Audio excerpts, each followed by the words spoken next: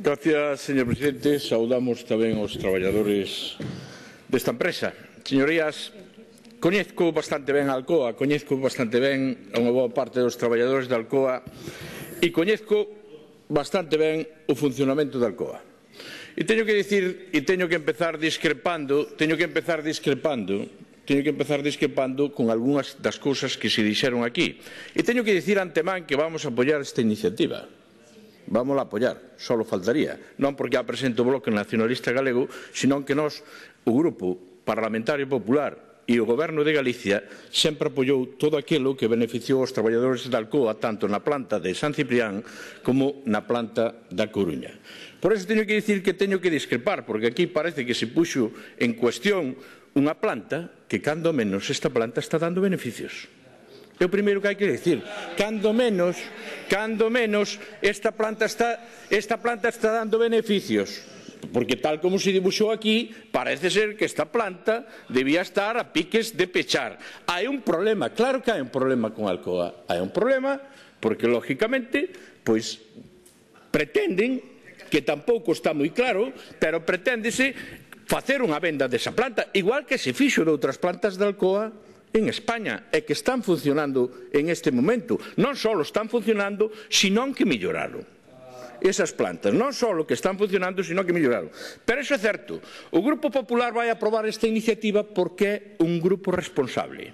Non é un grupo irresponsable como foron vostedes no pleno pasado, cando o Grupo Popular lles propuxo facer unha declaración institucional exactamente igual que se fixo no goberno de Asturias, exactamente igual que se fixo en moitos dos concellos da provincia da Coruña e na maioría dos concellos da provincia de Lugo, e exactamente igual que se fixo na Diputación de Lugo. E vostedes, como estábamos en época electoral e como as eleccións eran o domingo, vostedes non a quixeron aprobar. É certo que non lles valeu pa moito, nin na Coruña nin na Mariña.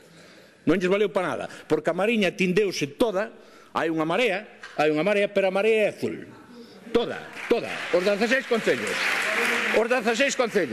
E na Coruña, hailles na provincia da Coruña unha marea moi similar. Tamén unha marea azul en casi todo. Por iso que nós vamos a actuar con responsabilidade, como actuamos sempre que falamos dos traballadores da Alcoa e sempre que falamos da Alcoa. Primeiro, porque temos na nosa man chegar a un acordo conxunto unánime, teno este grupo parlamentario. E vamos a chegar, que otorgue unha vía de confianza, por suposto, para os traballadores e unha posición de unidade e fortaleza ante a empresa. E segundo, porque cando falamos das fábricas de Alcoa, estamos a falar dun proxecto industrial que ten futuro, señorías, e que este partido e que este goberno cree nese futuro e cree nese proxecto, non como a vostedes.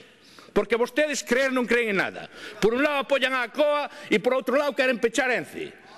Por un lado apoian aquí, por outro lado dicen que non apoian proxectos industriales importantes. Mire, falamos, como ben se dixo aquí, de máis de 1.500 postos de traballo directos nos 3 centros que ten Alcoa en Galicia. Falamos de preto de 600 postos de traballo vinculados ás industrias auxiliares. Falamos, como ben se dixo aquí, do 30% do Produto Interior Bruto da provincia de Lugo. Falamos do verdadeiro motor económico, industrial e laboral da Mariña Lucense. E non é preciso repetir aquí todos os datos que aquí se ofreceron nas intervencións anteriores, pero sobre todo, e non debemos esquecelo, falamos de persoas, que é o máis importante, de veciñas e veciños de quen lles fala, de familias que residen no concello onde resido eu. Con rostros, falamos de rostros coñecidos, sobre os que pesa, é certo que pesa en este momento, a incerteza en torno ao seu futuro laboral. E por eso, e como falamos de persoas coñecidas, como falamos de rostros coñecidos, como falamos de familias que residen no meu concello, é o único que lles pido, que deixemos o partidismo a un lado, que é o único que lles preocupou a vostedes no tema da Alcoa, e aprobemos este acordo por unanimidade. Que rectifiquen vostedes, que son os que teñen que rectificar a súa posición de boicot que tuveron para situarse ao carón do importante, que é situarse ao carón da Alcoa e situarse ao carón dos traballadores da Alcoa. Remate. E se de nós depende, xa lle dicimos que o acordo vai salir adiante. Sei, e termino, sei do que falo, coñezco a Alcoa, coñezco bastante ben o funcionamento da Alcoa, coñezco unha boa parte dos traballadores da Alcoa e coñezco unha boa parte desas familias, polo cual este grupo e este goberno a Alcoa nunca lle vai faltar.